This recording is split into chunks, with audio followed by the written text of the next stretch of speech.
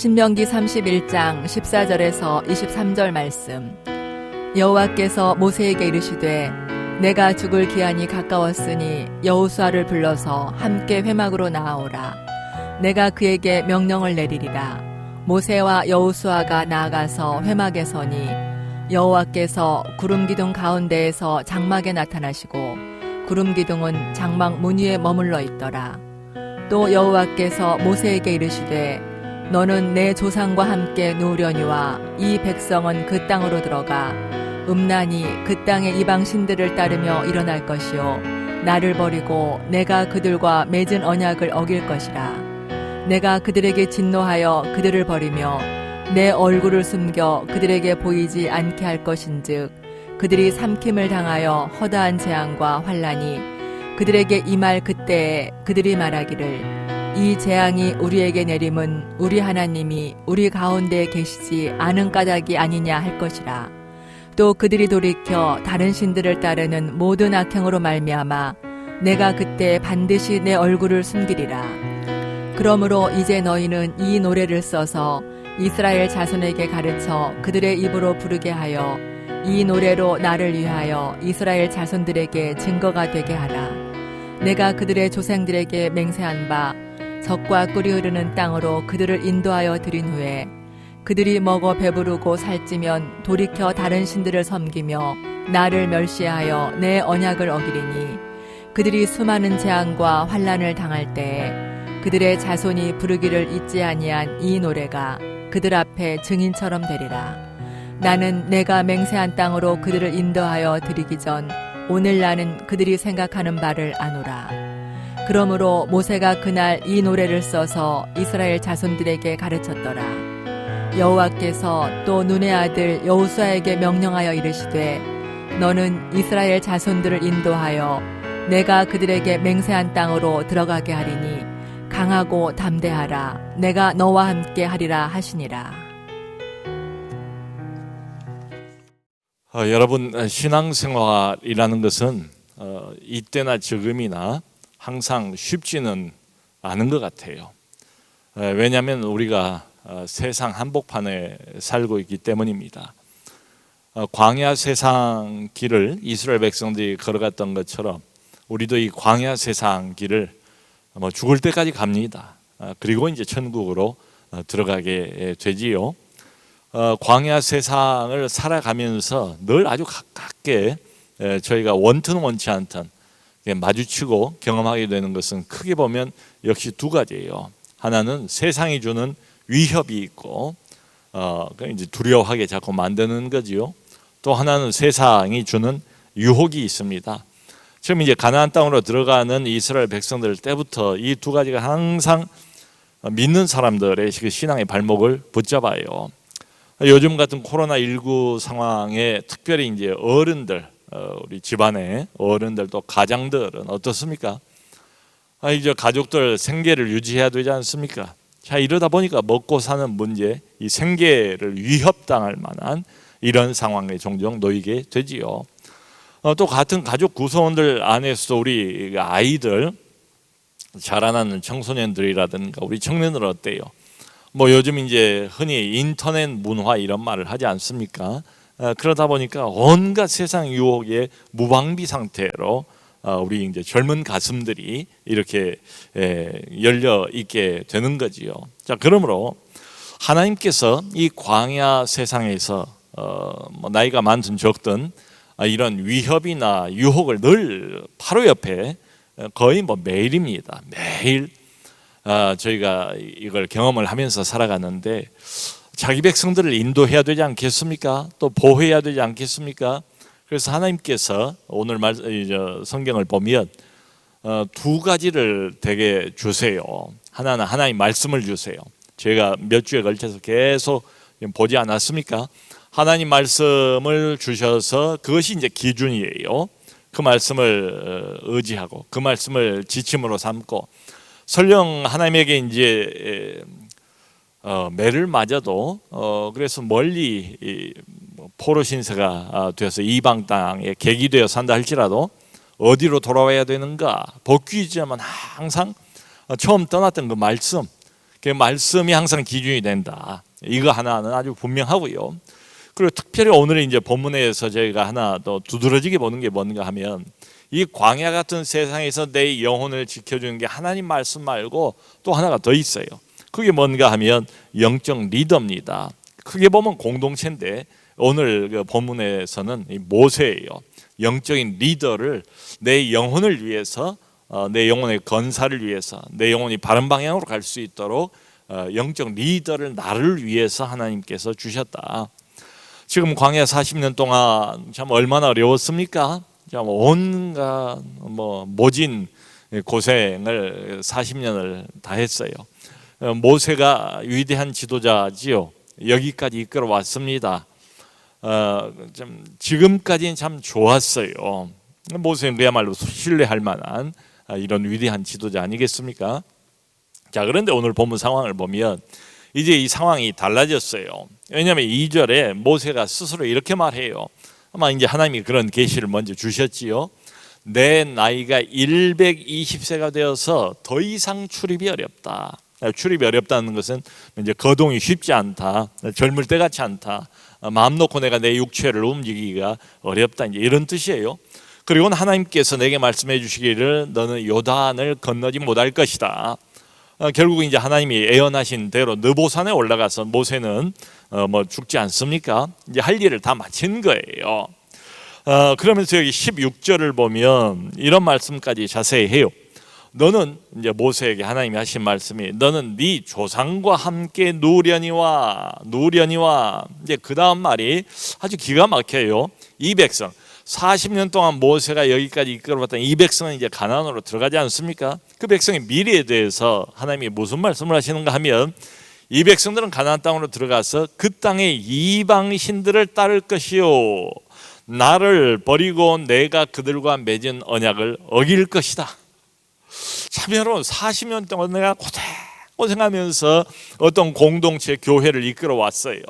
근데 내가 죽을 때가 다 됐는데 하나님이 나보고 내가 그동안 고생하면서 이끌어왔던 이 공동체의 미래를 분명하게 예언을 해주신데 이런 말씀을 하셨다. 이 백성은 너 떠나고 나면 그 땅의 이방신들을 따를 것이요 그리고 나를 금방 버리고 내가 그들과 맺었던 언약과 말씀을 어길 것이다. 왜 이렇게 되는가? 그 이유 중에 하나는 분명히 이겁니다. 믿고 따랐던 지도자, 그 위대한 지도자 모세가 더 이상 옆에 없는 거예요. 이게 문제입니다. 여러분, 이제 여기 이제 눈앞에 모압 평지에 있는 이 백성들은 곧 젖과 꿀이 흐르는 가나안, 새로운 환경을 경험하게 돼요. 그런데 하나님께서 여기 지금 보여주고 있는 예상된 시나리오가 뭔가? 하나님을 버린대요. 이방신을 따를 거래요. 하나님 말씀과 언약을 어길 거래요.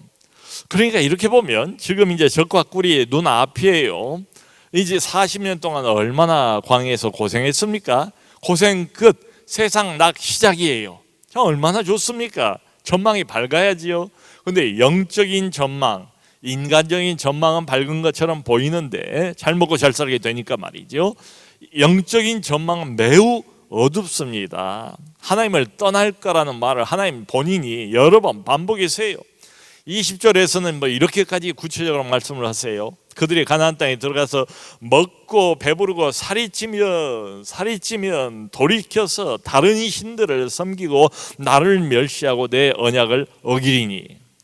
먹고 배부르고 광야는 온종일 걸어야 되지 않습니까? 살찔 겨를이 없어요. 따로 다이어트 운동 안 해도 돼요. 광야는 계속 걸어야 돼요. 그런데 가서 안정을 취하고 집을 짓고 그리고는 맛있는 음식들을 마음껏 먹고 살이 찌면 돌이켜서 다른 신들을 섬기고 나를 멸시할 것이고 내 언약을 어길 것이다. 그러니까 이러면 얼마나 좋겠습니까? 가나안 땅에 들어가도 40년 동안 하나님 어쨌든 이끌어 오셨잖아요. 하나님이 함께 하셨잖아요. 날마다 만나를 먹고 반석의 물을 마셨잖아요. 의복과 신발을 하나님이 지켜주셨잖아요. 여러 가지 기적을 보지 않았습니까? 날마다 눈 뜨면 구름 기둥과 불 기둥으로 하나님이 인도해 주신 것을 가장 가까이서 경험했던 사람들 아닙니까? 그러니까 가나안 땅 들어가도 우리가 이렇게 아름다운 젖과 꿀이 흐르는 땅에 들어와서 이런 축복을 누린 건 다 이게 하나님의 축복이야. 우리는 하나님이 여기까지 인도해 주신 것처럼 나와 내 자손들 대대로 하나님만 섬기고 우리는 하나님만 의지해야 돼 라고 말하면 얼마나 좋겠냐고요. 근데 그렇지 않다는 거예요. 세상 신을 섬기게 되고 세상의 어둠의 영향을 받게 된대요. 참 여러분, 이게 이해가 좀 안 가고 이상하다 싶지만 머리로는 이해가 안 가도 경험적으로는 이게 사실이에요. 지금도 똑같아요. 교회가 세상에 영향을 미쳐야 이게 맞잖아요. 그런데 항상 보면 교회는 세상에서 마이너리티예요. 세상이 교회에 자꾸 영향을 미쳐요. 그것도 좋지 않은 영향을 미쳐요. 결국은 교회가 세상을 걱정하는 게 아니라 세상이 교회를 걱정하는 정도까지 와버렸잖아요. 이러다 보니까 이제 하나님이 이 백성들을 향해서 진노를 하십니다. 백성을 버리시겠대요. 많은 재앙을 내리시겠대요. 너희가 환난을 당할 거래요. 그러면서 이제 그걸 어떻게 표현하는가 하면 내가 내 얼굴을 숨기리라, 이런 말씀을 반복해서 하세요. 얼굴을 숨긴다. 하나님의 얼굴을 보이셨다. 얼굴에 광채가 난다. 하나님의 얼굴을 내가 보았다. 이런 게 무슨 뜻이겠어요? 하나님이 어떤 도움도 자기 백성이지만 주지 않겠다, 이런 뜻이에요. 마치 하나님이 살아계시지 않는 것처럼 구해도 하나님이 응답도 안 하시고 얼굴을 완전히 숨겨버리시겠다, 고통당할 때, 이런 말씀을 하십니다. 자, 이런 지경까지 이제 이 백성들이 와버린다면 미래가 되겠지만은 하나님 떠나서 언약을 어기고 말씀 안 듣고 불순종하고 그러다가 결국은 세상 유혹 다 받아들이고 이방신들 다 따르고 그러다가 하나님이 얼굴을 숨겨버리시고 모든 언약에 그 저주가 있지 않습니까? 한쪽으로는 축복이지만 잘 지키면, 지키지 않으면 고통인데, 그 언약 약속 말씀대로 하나님이 이제 시행을 하시지 않겠어요? 고통을 당할 때의 반응이 어떤가? 이제 이것도 문제예요. 고통을 당하고 환난이 오면 아이고 그렇구나, 내가 이방신을 따른 게 잘못이지, 이게 기본인데, 신앙의 기본기인데 하나님의 말씀을 내가 진작에 떠나서 이런 일을 당하는구나, 이렇게 자기 반성을 하면서 잘못을 깨닫고 회개를 하면 좋은데 그게 그렇게 또 안 되는 거예요. 여기 이제 17절에 이제 이런 말씀이 있어요. 이 백성들이 뭐라고 그런 때에 반응을 보일 것인가까지 나와 있습니다. 이렇게 말한대요. 이런 재앙이 우리에게 임한 것은 어쩌미냐? 이런 와서는 안 되는 재앙과 어려움과 고통이 우리에게 온 것은 하나님이 우리와 함께 하시지 않기 때문이다 라고 말할 거래요. 여러분, 이게 반성하는 차원에서 우리가 하나님께 먼저 불순종을 했더니 하나님이 우리를 떠나셨구나, 그래서 우리가 이런 고통을 당했다, 이게 아니에요. 자기 반성 차원에서 이런 말을 하는 게 지금 아니에요. 하나님 탓을 한다는 겁니다. 이런 겁니다. 아니, 우리가 지금 이 꼴을 당하고 있는데, 이렇게 큰 고통 한복판에 있는데 우리의 주인이라는 하나님은 도대체 지금 뭐 하고 계시는 거야? 하나님의 백성이 이렇게 큰 환난 가운데 있으면 우리를 건져주셔야 될 것 아니야? 하나님, 이거 직무유기 아닌가? 하나님이 자기 백성을 돌봐야지 어디로 출장을 가셨냐? 라고 말하면서 불평을 한다는 거예요. 그러니까 여러분, 죄를 지어놓고 자기 죄를 반성할 생각을 하는 게 아니고, 죄를 짓고도 하나님 이거 이러시깁니까? 우리가 하나님 백성인데 하나님 내버려 두시깁니까? 이럴 수 있습니까? 죄를 짓고도 큰 소리 친대요. 불평을 한대요. 하나님 도대체 어디 계시는 겁니까? 지금 와서 우리를 구해 주셔야지 라고 말을 할 거라는 거예요. 자, 이렇게 보면 이 백성들은 정말 가능성이 없는 백성들 아니겠습니까? 그러니까 이 백성들이 계속해서 이런 착각을 가지고 있다는 겁니다. 하나님은 마치 자기 백성에 관해서는 하나님의 의무, 1번 축복만 해주셔야 한다, 2번 축복만 해주셔야 한다, 3번 역시 하나님이 하나님 백성을 다루는 방식, 법칙, 그게 뭐냐? 하나님이 우리를 향해서 갖고 있는 의무, 유일한 의무가 있는데 그것은 자기 백성을 두 손 들어 무조건 축복을 해주신 것이다 라는 것처럼 착각을 한다는 거예요. 하나님은 절대로 자기 백성에게 고통을 주시면 안 되는 분, 하나님은 자기 백성을 저주하면 안 되는 분이라고 생각을 한다는 전제가 깔려 있어요. 자, 여러분, 이게 참 말이 됩니까? 하나님이 얼마나 여러분 반복해서 노노히 말씀을 해주셨습니까?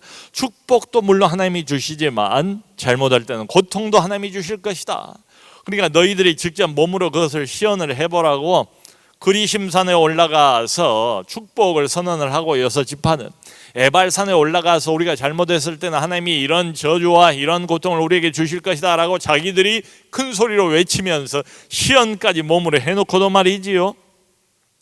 그러니까 이렇게 보면 생명도 죽음도 다 하나님과 관련이 있고 우리의 행복도 불행도 이게 그냥 따로 하나님하고 독립해서 내가 잘하면 행복이고 내가 못하면 불행이고 적어도 하나님의 백성에 관한 한 이 모든 것이 다 하나님과의 관련이 있다는 이야기입니다. 이게 굉장히 중요해요. 여러분 요즘에 이제 우리가 잠언을 쭉 읽지 않았습니까? 잠언을 보면 참 그 잠언에 이게 와닿는 특징 중에 하나가 이거 아니에요? 일상생활에 대한 이야기예요. 이게 뭐 종교적인 이야기 같지도 않잖아요. 어떤 그 책상머리에서 종교 이론을 다루고 있는 게 아니잖아요. 잠언이라는 책이 날마다 일상에서 부딪히는 모든 일, 잘된 일, 못된 일, 복된 결과, 고통스러운 결과 이게 다 결국 따지고 보면 뭐하고 관련이 있다고요? 하나님의 지혜와 관련이 있고 하나님 자신과 관련이 있다. 이런 이야기 아니었습니까? 잠언서 전체가 말이지요. 자, 여러분 성경이 뭐 출애굽기도 지금까지 우리가 쭉 봤던 내용도 요약하면 이거예요. 말하고 있는 건 뭔가 신약도 구약도 똑같아요. 하나님이 자기 백성을 구원해 놓고 이제 니들 마음대로 살아라. 내가 울타리를 쳐놓을 테니까 그 울타리만 벗어나지 않으면 괜찮아. 나는 손 뗄 테니까 내가 팔짱 끼고 구경하고 있을게. 열심히 살아봐. 그러신 분이 아니라는 이야기 아닙니까? 하나님 백성이 되었다면 그건 곧 뭘 말하는가 하면 하나님 백성의 인생의 궤적은 남다른 특징을 가질 수밖에 없다 이 말입니다. 우리가 경험하는 모든 인생의 경험들, 결과들 이것은 하나님과의 관계에 달려있다 이 소리예요. 이게 성경이 계속 반복해서 우리에게 주입시키고 있는 이야기입니다. 우리가 잘 실감을 못한다 할지라도 말이죠. 그런데 이 백성은 어떻게 지금 나오는 겁니까? 반응을 보면 잘 되면 가나안 땅에 들어가서 이제 먹을 건 먹고 마실 건 마시고 아이고 세상에 이런 세상도 있었구만. 우리가 40년 동안 정말 죽도록 고생만 했는데 여기가 천국이로다. 잘 되면 하나님 떠나버리고 그러다가 또 고통당하고 환난당하고 하나님께 불순종하고 이방신 따르고 그러다가 이제 고통을 당하잖아요. 환난이 오잖아요. 안 되면 하나님 탓을 해요. 이게 이 이스라엘 백성들의 특징입니다. 근데 이 이스라엘 백성들이 이상한 DNA를 가지고 있어요. 이 사람들만 이러는 게 아니에요. 우리도 보면 비슷해요. 잘 되면 쉽게 하나님 떠나버리고 배가 부르면 떠나버리고 그리고 어렵고 고통을 당하게 되면 하나님 탓을 하고 불평을 하고 이런 거예요. 자, 그러니까 여러분 지금 이 백성들이 이제 어떻게 될 것을 하나님이 내다보세요. 지금 하나님의 관심은 어디까지 가 있는가 하면 이 백성들이 이제 타락을 했어요. 타락해가지고 고통을 당해요. 환난을 당해요. 그러면 어떻게 이 백성들을 다시 돌아오게 할까? 여기에 벌써 우리 하나님의 관심은 가 있어요. 그 이야기를 오늘 이 31장에서는 자세하게 하시는 거예요. 그러니까 회복을 시키셔야 되겠는데 버릴 수는 없잖아요. 아무리 못되게 굴고 부모 속을 박박 긁고 썩이고 이래도 내 자식인데 어쩔 수 없지 않습니까? 다시 또 돌이켜야 되지 않습니까? 부모 심정이 돌이켜야 되는데 이제 조건이 있단 말이죠. 그냥 뭐 기계적으로 돌이킬 수는 없잖아요. 환난을 당합니다. 고통을 당합니다. 돌아오는 첫 번째 작업이 뭔가 하면 여러분 기본적으로 정말 내 자식이 잘못을 했어요. 잘못했는데 내가 용서해주고 싶어요. 다시 받아주고 싶고 다시 품어주고 싶어요. 아니 내 자식이고 내가 사랑하니까 그런 마음이 굴뚝같지요. 근데 이대로 돌아가게 할 수는 없지 않습니까? 첫 번째 조건은 뭐예요? 기본적으로 자기들 잘못을 봐야지요. 자기들 잘못을 인정해야 되지 않습니까? 정말 여기서부터 아버지와 잃어버린 관계가 시작이 되지 않겠습니까? 여기서부터 다시 회복이 시작되는 게 당연하지 않아요. 상식적이잖아요. 근데 벌써 모세를 통해서 언약 다 받았죠. 말씀 다 있죠. 그 에발산에다가 큰 돌을 세워가지고 석회로 하얗게 바르고 그 위에다 큰 글씨로 율법의 그 중요한 내용은 다 적어라. 돌멩이에 새기 영원토록 새겨라. 잊어버리지 않도록 하얀 그 석회 벽 위에다가 글씨를 써라. 별별 걸 다 하나님께서 이게 수단 방법을 다 동원을 해서 하나님 말씀을 기억하도록 해놓지 않았습니까? 그럼에도 불구하고 들어가면 이 모양이 된다 이 말이에요. 근데 돌이키려면 일단 자기들 잘못을 인정하는 것부터 이게 돼야 그 다음에 돌아오든지 말든지 할 것 아닙니까? 그래서 하나님이 오늘 본문을 보면 참 이게 굉장히 흥미로우면서도 얼마나 하나님께서 우리 인간들을 속속들이 꿰어보고 있는가, 그리고 얼마나 이분이 우리의 연약함과 우리의 모순덩어리인 것을, 죄덩어리인 걸 알면서도 얼마나 우리를 배려하시는 분인가가 이렇게 느껴져요. 뭐라고 말씀하시는가 하면 19절에 노래를 지어라. 노래를 지으래요. 그러니까 율법만 가지고는 안 되는 거예요. 그러니까 노래를 지어서 그걸 부르래요. 이제 바로 뒤가 이제 32장 아니겠습니까? 이 32장 거의 대부분이 다 흔히 뭐라고 부르는가 하면 이게 모세의 노래예요. 노래로 돼 있다고. 이게 보면 이제 한글 성경도 그냥 이제 글자가 이렇게 좀 줄이 이게 행렬이 다르게 돼 있어요. 이게 노래예요. 노래, 시예요. 시. 모세의 노래. 하나님이 명령을 하셨다고요. 모세 보고 노래를 지어서 이 백성들로 하여금 계속해서 그럴 때 부르게 하라 이 말이에요.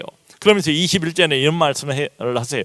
이 노래가 하는 역할이 있대요. 이 노래가 그들 앞에서 증인처럼 될 것이다. 이 노래 가사말이 있을 거 아니에요? 이 가사말이 증인 역할을 할 거래요. 이 사람들이 왜 이렇게 돼버렸는가? 하나님과의 좋았던 관계가 왜 이렇게 파괴되어 버렸는가?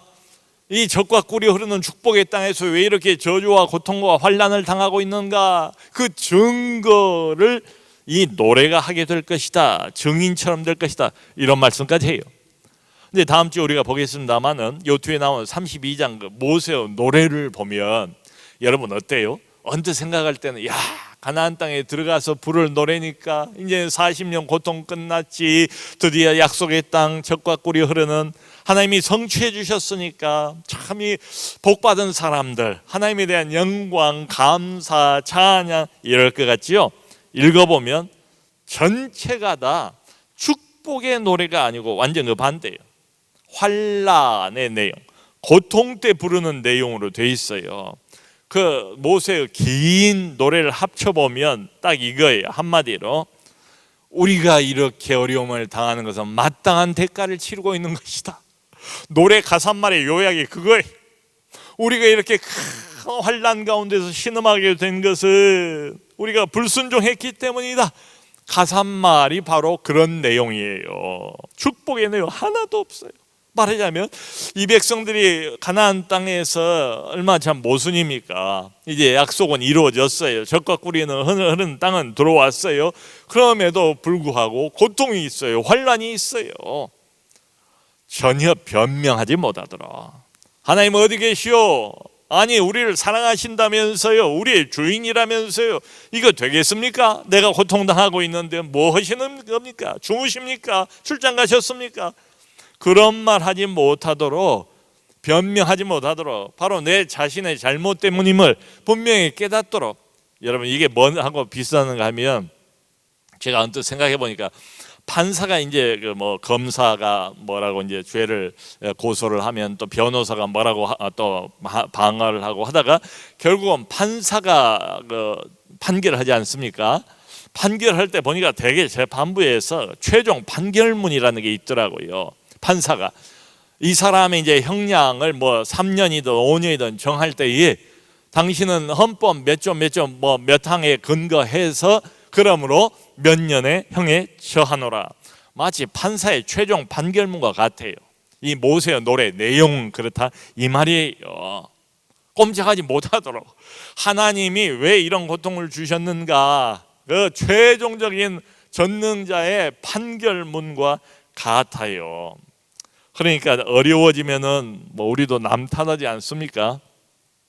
어려움 당할 때에 어려움 당하자 금방 내 잘못이 생각나고, 그렇지, 내가 하나님 앞에서 정말 못된 짓을 했지, 하나님이 그렇게 말씀해 주셨건만, 이렇게 깨닫고 금방 돌아오면 좋은데 사람이 또 그것도 아니에요.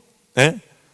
어려워지고 내가 힘들어지면 나를 탓하는 게 아니고 주변 사람들을 탓하고 또 한 걸음 더 나가서 하나님을 탓하고 원망하고. 그러니까 하나님이 타락한 백성들을 완전히 버릴 수는 없고 이 백성들을 다시 회복시켜야 되는데 첫 번째 순서가 뭔가 하면 먼저 내 잘못을 봐야 된다 이 말이에요. 먼저 자기 잘못을 인정할 줄 알아야 된다 이 말이에요.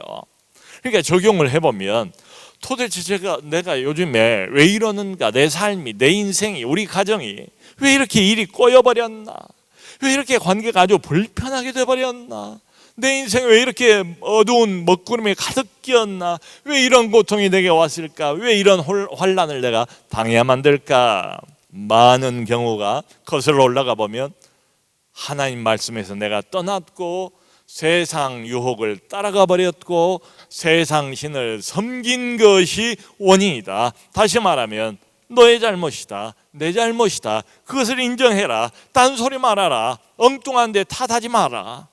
이런 거죠. 그래서 모세의 노래를 특별히 어렵고 힘들 때 고통 속에서 자꾸 부르래요.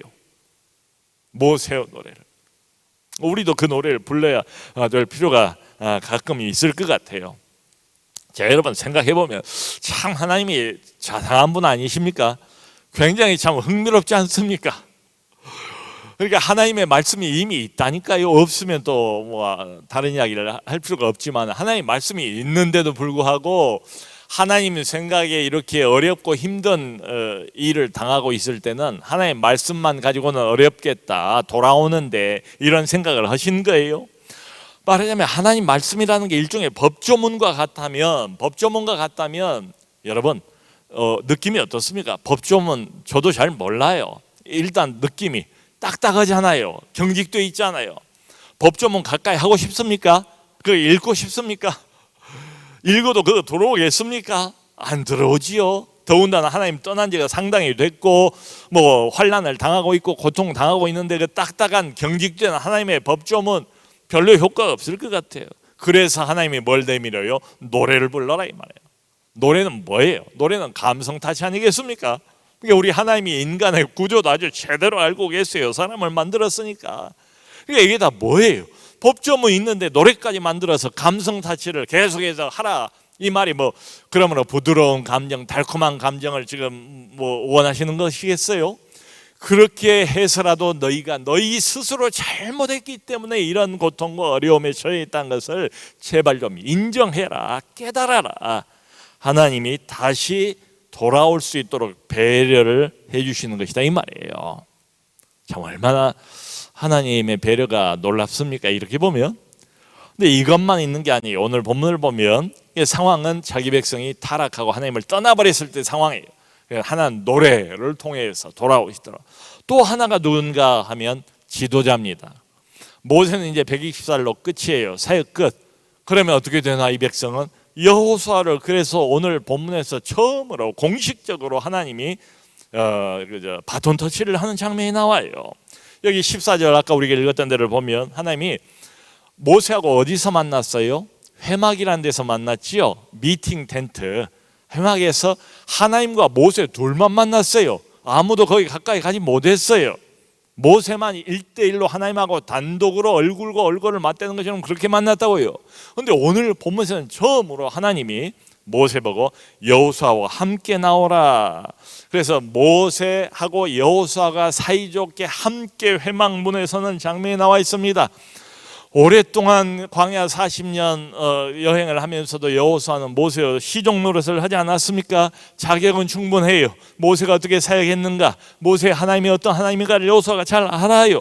근데 오늘 장면 참 어떻게 보면 거룩하고 장엄한 장면이에요. 두 사람이 같이 전능하신 하나님 앞에서 하나님 말씀을 들어요.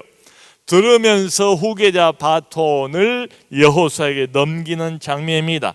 그러면서 하나님이 처음으로 여호수아에게 직접 첫 번째 명령을 주시는 장면이 23절 우리가 읽었던 마지막 구절이에요. 이렇게 명령하세요. 너는 이스라엘 자손들을 인도하여 내가 그들에게 맹세한 땅으로 들어가게 하리니 강하고 담대하라. 내가 너와 함께 하리라 하시니라. 너는 이 백성들을 데리고 모세의 뒤를 이어서 가나안 땅으로 들어갈 것이다. 그러므로 너는 강하고 담대하라. 내가 너와 함께 하리라.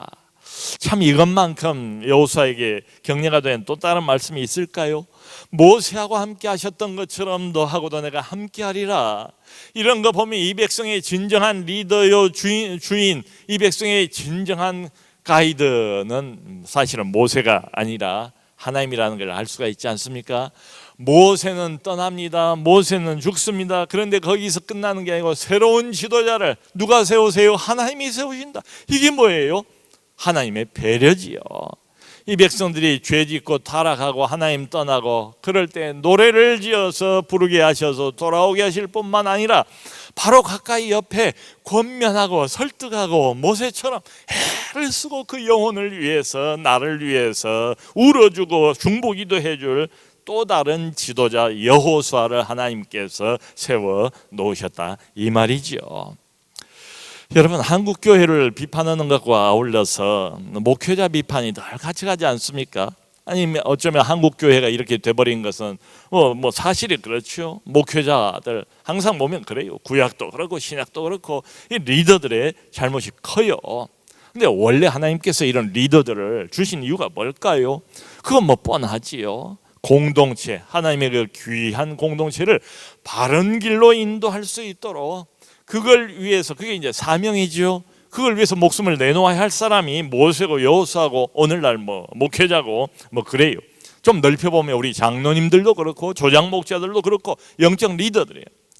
이 목회자들이 이 일을 하면서 온갖 어려움, 모세처럼 온갖 인간적인 어려움, 뭐 영적인 어려움, 뭐 예상하지 못했던 어떤 어려움 변수들이 굉장히 많겠지요.